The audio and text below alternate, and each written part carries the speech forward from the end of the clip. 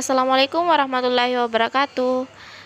Kami dari kelompok 3 akan mempresentasikan materi kami, yaitu perkembangan sains dan peradaban Islam pada masa Khulafaur Rasyidin. Selamat menyaksikan. Bismillah, perkenalkan nama saya Sri Wulan dengan NIM 2111633. Di sini saya akan menjelaskan tentang Khulafaur Rasyidin Abu Bakar As-Siddiq. Abu Bakar As-Siddiq adalah sahabat Nabi Muhammad SAW yang merupakan Khulafaur Rasyidin pertama setelah Rasulullah wafat. Abu Bakar As-Siddiq meneruskan perjuangan memimpin umat Islam. Abu Bakar As-Siddiq menjadi khalifah pada periode 632 sampai 634 Masehi atau 11 sampai 13 Hijriah di Madinah. Abu Bakar As-Siddiq memiliki nama asli Abdullah bin Utsman atau Abu Quhafah. Nabi Muhammad memberi gelar Abu Bakar dengan As-Siddiq karena sifat benar. Abu Bakar selalu berkata benar. Dia membenarkan apa yang dilakukan dan dikatakan oleh Nabi Muhammad. Jauh sebelum menjadi khalifah, Abu Bakar sudah lebih dulu bersahabat dengan Muhammad, yakni sejak remaja. Abu Bakar hanya memiliki perbedaan usia 2 tahun dengan Nabi Muhammad. Abu Bakar remaja dikenal memiliki sifat yang benar, cerdas, lembut, serta jujur. Saat Nabi Muhammad SAW melakukan perjalanan Isra wal Mi'raj pada 27 Rajab tahun 10 kenabian, Abu Bakar menjadi yang pertama kali membenarkan peristiwa penting itu. Dari situlah nama Abu Bakar menjadi Abu Bakar As-Siddiq. Assalamualaikum warahmatullahi wabarakatuh. Saya Irmawati, NIM 211635. Saya selaku kelompok 3 akan melanjutkan pemaparan materi yang dilakukan oleh teman kelompok saya. Baik, langsung saja. Abu Bakar juga menjadi teman setia Rasulullah saat hijrah. Bahkan ia rela melindungi Rasul ketika diburu oleh kaum kafir Quraisy sampai harus bermalam di Gua Tasur. Nah, selama di dalam gua, Abu Bakar tidak berhenti mengkhawatirkan kondisi Rasulullah. Dia sangat takut jika kaum kafir Quraisy mengetahui keberadaan mereka dan membunuh Rasulullah. Nah, hingga Abu Bakar pun tak kuasa menahan tangis.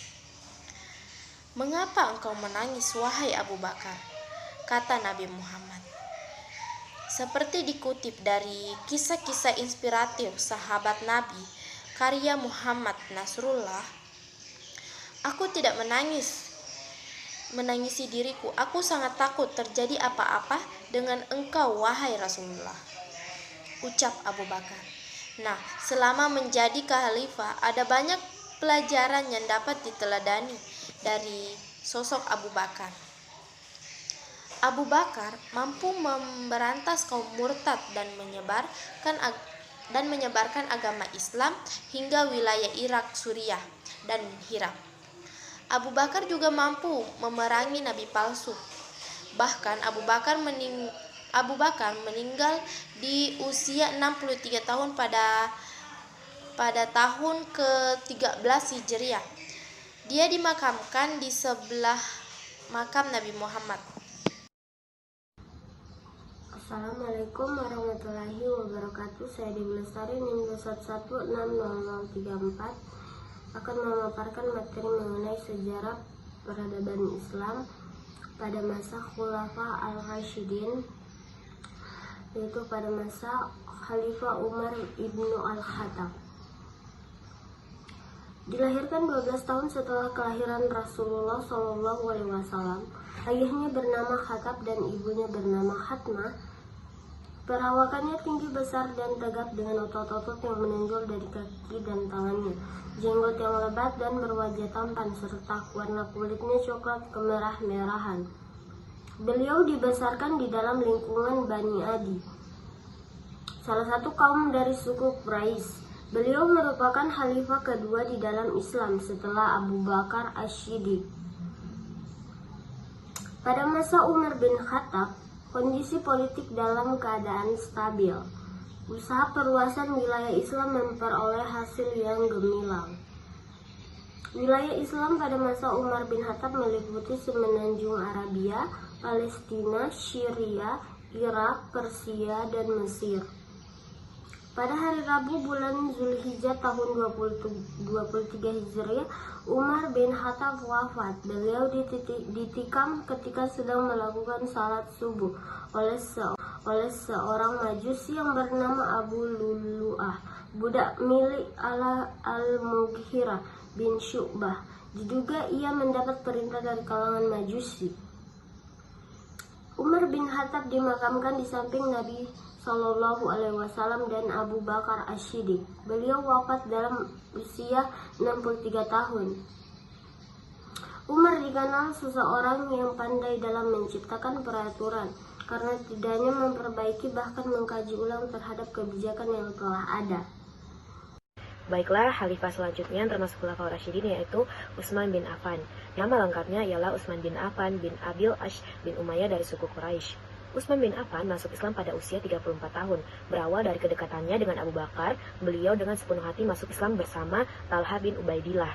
Meskipun masuk Islamnya mendapat tantangan dari pamannya yang bernama Hakim, namun Utsman tetap pada pendiriannya.